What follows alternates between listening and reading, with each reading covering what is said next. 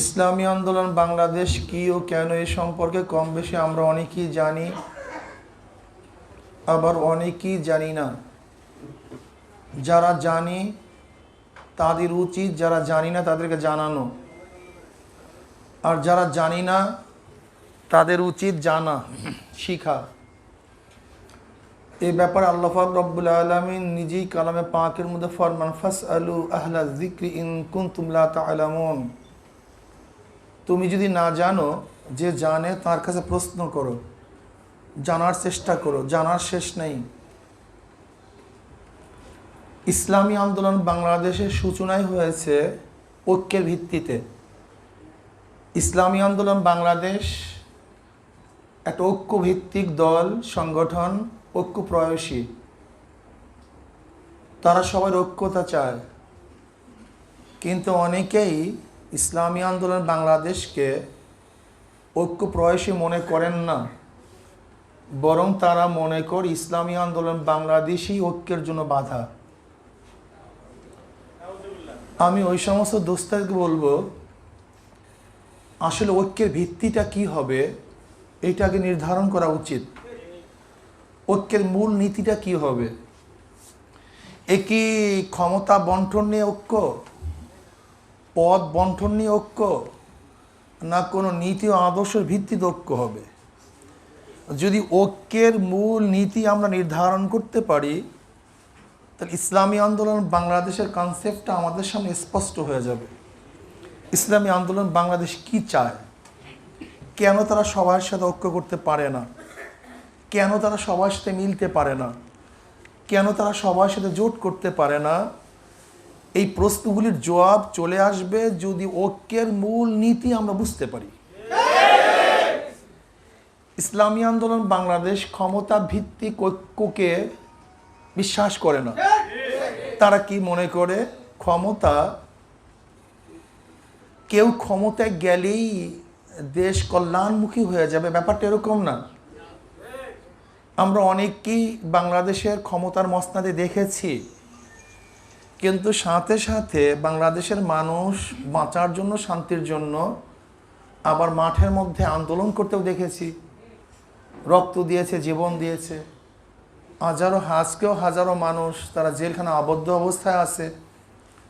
তাই ক্ষমতা ভিত্তিক ঐক্যে মানুষকে কল্যাণ দিতে পারে না, নাজাত দিতে, মুক্তি দিতে পারে না। ক্ষমতা ভাগাভাগির ঐক্য, আপনি কিছুদিন মন্ত্রী হবেন, আমি কিছুদিন মন্ত্রী হব, আপনি কিছুদিন সভাপতি হবেন, আমি কিছুদিন জয়েন্ট সেক্রেটারি হব, সেক্রেটারি জেনারেল হব। এইভাবে যদি নেতৃত্বের ঐক্য ভাগ করি তাও স্থায়ী না। আপনি কয়জনকে সভাপতি বানাবেন, কয়জনকে আপনি সেক্রেটারি জেনারেল বানাবেন? এতে সর্বসাধারণের লাভটা কি হবে, উপকারটাই বা কী হবে? এই সাধনার লাভটা কি, উদ্দেশ্যটা কি? তাহলে দেখা গেল আসলে নেতৃত্বের ভাগাভাগির ঐক্য ইসলামী আন্দোলন বাংলাদেশ পছন্দ করে না, এটাতে বিশ্বাসী না। ইসলামী আন্দোলন বাংলাদেশ তারা বিশ্বাস করে নীতি ও আদর্শের ঐক্য, নীতি ও আদর্শের ঐক্য। ইসলামী আন্দোলন বাংলাদেশ যেখানে নীতি ও আদর্শ পাবে, সেখানে তাদের নেতৃত্বকে জলাঞ্জলি দিয়েও তাদের সাথে তারা ঐক্য করবে। আমাদের মূলনীতি কি? আমাদের শায়খ মুর্শিদ নব্বরাল্লাহু মারকাদাহু আমাদেরকে যেই মূল নীতি দিয়ে গিয়েছেন, আল্লাহ পাকের শুকর, এক চুল পরিমাণও আমরা সেই নীতি এবং আদর্শ থেকে হটি নাই, আমাদের পদচ্যুতি ঘটে নাই। আব্বা কি বলছেন, শায়েখ কি বলছেন, যে দেখো আওয়ামী লীগের বাবারা, হে আমার বিএনপির বাবারা, আজকেও যদি তোমরা ইসলামী হুকুমাত কায়েম করো, আমি ফজলুল কিন্তু তোমাদের গোলাম হয়ে যাব। ক্লিয়ার কাট কথা। এই বক্তব্যগুলি দিয়ে স্পষ্ট দিয়েছেন যে আমরা আওয়ামী লীগের বিরোধী নই, আমরা বিএনপির বিরোধী নই, আমরা জাতীয় পার্টির বিরোধী নই। এমনকি তিনি কি বলেছেন, জামাতও যদি তাদের আজকে অবস্থান থেকে ফিরে আসে, কোন অবস্থান থেকে? হক্কানি উলামায়ে কেরাম তাদের উপরে কোরআন ও হাদিসের ভিত্তিতে যেই প্রশ্নগুলি তুলছে, সেই সমস্ত প্রশ্নগুলির জবাব যদি তারা কার্যক্ষেত্রে দিতে পারে, লিখনিতে এবং বাস্তবে, যদি তাদের আকীদা এবং বিশ্বাস থেকে তারা সরে আসে, আহলে সুন্নাত ওয়াল জামাতের আকীদা তারা গ্রহণ করে, তাহলে জামাতের সাথে আমাদের শত্রুতা নেই। ক্লিয়ার কাট কথা। বিএনপির সাথে শত্রুতা নাই, জাতীয় পার্টির শত্রুতা নাই, আওয়ামী লীগের সাথে শত্রুতা নাই, কোনো কমিউনিস্টের সাথে আমাদের শত্রুতা নাই। বরং যে আল্লাহর জমিনে আল্লাহর হুকুমত কায়েম করতে চায়, সে আমার সাথী, আমিও তার সাথী, সে আমার বন্ধু, আমিও তার বন্ধু। এছাড়া ক্ষমতার বন্টন, ক্ষমতার ভাগাভাগি, নেতৃত্বের ভাগাভাগি, এর ইসলামী আন্দোলন বাংলাদেশ কারোর সাথে ঐক্য করবে না। কাজে চিল্লি করে কোনো ফায়দা নেই। আমাদের কনসেপ্ট একেবারে ক্লিয়ার, একেবারে ক্লিয়ার কনসেপ্ট। যদি কেউ মনে করেন ইসলামী আন্দোলন বাংলাদেশ শুধু নিজেরা চলতে চায়, এটা ভুল। ইসলামী আন্দোলন বাংলাদেশ ইসলাম পন্থী থেকে নিয়ে চলতে চায়, কিন্তু ইসলাম পন্থীর নামে বিএনপি পন্থী থেকে নিয়ে তারা চলতে পারে না। ইসলাম পন্থীর নামে আওয়ামী লীগ পন্থী থেকে তারা বিশ্বাস করে না। ইসলাম পন্থীর নামে জামাতকে শক্তিশালী করার কোনো শক্তিকে তারা পছন্দ করে না। এটা বুঝতে হবে। ইসলামী আন্দোলন বাংলাদেশ তাদের নেতৃত্ব প্রতিষ্ঠিত করতে চায় না, মানে ইসলামী আন্দোলন বাংলাদেশ মনে করে যার দ্বারা ইসলাম হবে, আল্লাহর জমিন আল্লাহর হুকুমত কায়েম হবে, তারা তাদের সাথে থাকবে, তাদের সাথে আন্দোলন করবে, সংগ্রাম দেবে, জীবন করবে, জীবন দিবে, জীবন বিসর্জন দিবে। ইসলামী আন্দোলন বাংলাদেশ। কাজে আমাদের বন্ধুদেরকে বলবো, যারা উঠান্ত বয়সী কলম ধরছেন, আমাদের ওই সমস্ত বন্ধুদেরকে বলবো, ইতিহাস সম্পর্কে আপনাদের জানা উচিত। ইসলামী আন্দোলনের প্রতিষ্ঠা লগ্ন কি ছিল, এটার ভিত্তি কিভাবে হয়েছিল, এরা কোন আদর্শ লালন করে, কোন আদর্শ অনুযায়ী তারা চলতে চায়, এই সমস্ত বিষয়গুলো যদি আমরা না জানি, তাহলে আপনার সাথে আমার দ্বিমত থাকবেই, ঐক্যমত হবে না। ইসলামী আন্দোলন বাংলাদেশ স্টেজের ঐক্য চায় না, মঞ্চের ঐক্য চায় না। ইসলামী আন্দোলন বাংলাদেশ নীতি আদর্শের ঐক্য চায়। তারা কলবি ঐক্য চায়, কলবি ঐক্য, অন্তরের ঐক্য চায়। এবং বিশ্বাস করি, যদি অন্তরের ঐক্য থাকে, তাহলে আমাদের থেকে এক ব্যক্তি অনেক দূরে থাকলেও সে আমার নিকটে, আর অন্তরের ঐক্য না থাকলে, এক চেয়ারেও থাকলে সে আমার থেকে অনেক দূরে। এটা বুঝতে হবে আপনাকে। আপনি ঐক্য বলতে কি বুঝতেছেন? এক স্টেজে বক্তৃতা করা, একই মঞ্চে দাঁড়ানো, একই সাথে খাওয়া, এটা কি ঐক্য? না, এটা ভুল। ঐক্য থাকতে হবে নীতি ও আদর্শের। যদি নীতি ও আদর্শের ঐক্য করি, তাহলে প্রত্যেকের মঞ্চ আমার মঞ্চ, প্রত্যেকের প্ল্যাটফর্ম আমার প্ল্যাটফর্ম, প্রত্যেকের বক্তৃতা আমার বক্তৃতা, প্রত্যেকের চিন্তা আমার চিন্তা, প্রত্যেকের লেখনী আমার লেখনী। কিন্তু যদি মনের ঐক্য না থাকে, আদর্শের ঐক্য না থাকে, একই প্ল্যাটফর্মে আমরা আলোচনা করব ঠিকই, কিন্তু কুলুবহুম শাত্তা, এখান থেকে উঠবো তো তাদের সাথেই তারা মারামারি করব। এর জন্যই তো দেখছেন আজকে ফখরুল ইসলাম সাহেব বিএনপি মহাসচিব, ব্যাস নেতৃত্বের কারণ তার ঘর আবদ্ধ করা হয়, অবরোধ করা হয়, ঢিলা মারা হয়। নেতৃত্বের ঐক্য না, এটা আদর্শের ঐক্য না, নেতৃত্বের ঐক্য। যতক্ষণ নেতৃত্ব আছে ততক্ষণ আমি তোমাকে মানবো, নেতৃত্ব নাই আমি তোমার গায়ে ঢিল ছুড়ব। কি আজীব এক ঐক্য, কি আজীব এক ঐক্য।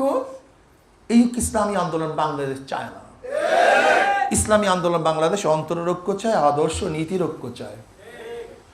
এ তো রাজনৈতিক এক প্ল্যাটফর্মের ঐক্যর কথা বলছি। আর আমাদের মধ্যে কি ঐক্যতা চাই? ইসলামী আন্দোলনের যারা নেতা কর্মী থাকবেন, তাদের মধ্যেও নীতিমালার ঐক্যতা থাকা চাই। নীতিমালা কি বলছে, এখানে আমার কোনো দ্বিমত চলবে না। নীতিমালা অনুযায়ী আমাকে চলতে হবে, নেতার আনুগত্যতা আমার মধ্যে থাকতে হবে, আদর্শ লালন করতে হবে। একমাত্র আল্লাহর জমিনে আল্লাহর হুকুমত কায়েম করার জন্যই সাধনা করতেছি। দুনিয়া পাওয়ার জন্য, দুনিয়ার নেতৃত্ব অর্জন করার জন্য, দুনিয়ার ক্ষমতা অর্জন করার জন্য, অর্থ উপার্জন করার জন্য আমি আন্দোলন করি না। কাজে যেহেতু আল্লাহর রসুলকে সন্তুষ্ট করার জন্য আমি আন্দোলন করতেছি, আল্লাহর কসম, ওয়া ইন মাতা আলা ফিরাশি ফাহুয়া শাহিদ। যদি আল্লাহর রসুলের উদ্দেশ্যে আপনি কাজ করেন, যদি আপনার মধ্যে নিয়ত থাকে আমি শহীদ হতে চাই, নিয়ত থেকে শহীদ হতে চাই, আল্লাহ তুমি আমাকে শহীদে মৃত্যু দান করো, যদি ওই ব্যক্তি তার বিছানায়ও মারা যায় তাহলে সে শহীদ হবে। কিন্তু তার নিয়ত যদি গড়বড় থাকে, যদি যুদ্ধের ময়দানেও মারা যায়, আল্লাহর কাছে কিছু পাবে না, কিচ্ছু না, কিচ্ছু না। কাজে আপনাদের নিয়তকে সহি করতে হবে, এখানে ঐক্যবদ্ধ হতে হবে, আমাদের নিয়ত সহি, নীতিমালা অনুযায়ী আমরা চলবো, সাংগঠনিক শৃঙ্খলা মেনে চলবো। নেতারা যে আদেশ করেন আমার বুঝে আসুক অথবা নাই আসুক, শরিয়া সম্মত পর্যন্ত আনুগত্য করবই করব, এখানে কোনো দ্বিমত করব না। আমি যেটা ভালো মনে করি এইটা ভালো নয়, বরং সংগঠন যেটাকে ভালো মনে করে সেইটাই ভালো। আমি যেটাকে ভালো মনে করি এইটা ভালো নয়, বরং আমার নেতা যেটা ভালো মনে করে সেইটাই ভালো হবে। কি বলা ঠিক না? হ্যাঁ, আমার চেয়েও যদি দুর্বল কোনো ব্যক্তিকে আমার উপরে নেতৃত্ব প্রদান করে আমাকে মানতে হবে। আমার চেয়ে অনেক দুর্বল, আমি তার চেয়ে অনেক সবল, শিক্ষার দিক থেকে সবল, সব দিক থেকে সবল, কিন্তু সংগঠন নির্ধারণ করছে এই ব্যক্তিকেই সেই আমার নেতা। এখানে ঐক্যতা থাকতে হবে, দ্বিমত পোষণ করা যাবে না, তার সব ভেঙ্গে চলে তছনছ হয়ে যাবে। এটা মনে রাখতে হবে আপনাকে। যদি একজন হাফসি গোলামকে আমার নেতা বানিয়ে দেওয়া হয় শরিয়ার সম্মতভাবে, সে আমার নেতা, এখানে কোনো দ্বিমত পোষণ করব না। যদি আপনার আপুসের মধ্যে ঐক্যতা রক্ষা করতে পারেন, ইসলামী আন্দোলনকে ধ্বংস করার ক্ষমতা কাউ থাকবে না, কোনো শক্তি এটাকে ধ্বংস করতে পারবে না, এটা বাড়তেই থাকবে। আপনার চিন্তার উপর, আপনার মতের উপরে সংগঠনের মতকে প্রাধান্য দিতে হবে, আপনার চিন্তা, আপনার ভাবনার উপরে নেতার নেতৃত্বকে গ্রহণ করতে হবে। আপনাকে ভাবতে হবে আমি জ্ঞানী নয়, সংগঠন জ্ঞানী, আমার মত নয় সংগঠনের মত, আমি বুদ্ধিমান না সংগঠন বুদ্ধিমান। কাজে সংগঠন যা বলবে সেইটি আমার মত, সেইটি আমার পথ, সেইটি আমার আদর্শ, সেইটি আমার নীতি। যদি এই কনসেপ্টের আপনারা চলতে পারেন, এই সংগঠন ভাঙবে না, কেউ ধ্বংস করতে পারবে না, এটার ক্ষয় হবে না, এটা বাড়তেই থাকবে। কাজে আল্লাহ পাক রব্বুল আলামিন আপনাকে আমাকে এই কথাগুলি মানার তৌফিক দান করেন। আর আগামীতে নির্বাচন আসতেছে, ইউপি নির্বাচন ইসলামী আন্দোলন বাংলাদেশে অংশগ্রহণ করবে নাকি ভাই? সাধ্য অনুযায়ী তারা চেষ্টা করবে, সাধনা করবে। বলতে পারেন হুজুর নির্বাচনের অবস্থা খুবই খারাপ। হ্যাঁ, খারাপ ঠিকই আছে, কিন্তু নির্বাচনের আগ দিন পর্যন্ত তো মাঠ তো আমাদের থাকবে। হ্যাঁ, নির্বাচনের আগের দিন পর্যন্ত মাঠ তো আমাদের থাকবে। সমস্যা কি? দাওয়াত চলতে থাকবে, ঘরে ঘরে হাত পাকার বাতাস লাগাতে হবে, ইসলামের আদর্শ সব জায়গায় ছড়িয়ে দিতে হবে, সবাইকে ভাবতে হবে ইসলামের বাহিরে কোনো শান্তি থাকতে পারে না, ইসলামের বাহিরে কোনো আদর্শ চলতে দেওয়া হবে না ইনশাআল্লাহ। জেনা ধর্ষণ মুক্তর জন্য ইসলামী আদর্শই যথেষ্ট, অন্য কোনো আদর্শ জেনা এবং ধর্ষণকে মুক্ত করতে পারে না। চুরি, ডাকাতি, বদমাশি, ঘুষ এগুলি বন্ধ করার জন্য একমাত্র প্ল্যাটফর্ম ইসলামী আন্দোলন বাংলাদেশ, ইসলামী আদর্শ। কি হলো ঠিক না? কাজী নির্বাচনের আগের দিন পর্যন্ত মাঠ আমাদেরই, কে নিবে? কাজী হাত পাখার সেই শান্তির বাতার যেন সমস্ত ঘরে ঘরে পৌঁছাতে পারি, সেই চেষ্টা সাধনা আপনাকে আমাকে করতে হবে, ঠিক না? আল জিহাদু হুয়া দুআউ ইলা দীনিল হক ওয়াল কিতালু মান লাম ইয়াকবালহু। জিহাদ শব্দের অর্থ তো মানুষকে দাওয়াত দেয়া, যে গ্রহণ করবে না তার বিরুদ্ধে লড়াই করা, ঠিক না? কাজী আমরা তো দাওয়াত দেব, দাওয়াত। কাজী নির্বাচনকে কেন্দ্র করে যত বেশি দাওয়াত দেয়া যায়, অন্য কোনো সময় এত দাওয়াত দেয়া যায় না। কাজী নির্বাচনে অংশগ্রহণ করব, দাওয়াতি কাজ করব, সাধ্য অনুযায়ী চেষ্টা করব। আল্লাহ পাক রব্বুল আলামিন আমাকে এবং আমাদের সবাইকে এই আদর্শ লালন করে পালন করে আমাদের শেষ জীবন ত্যাগ করার তৌফিক দান করেন।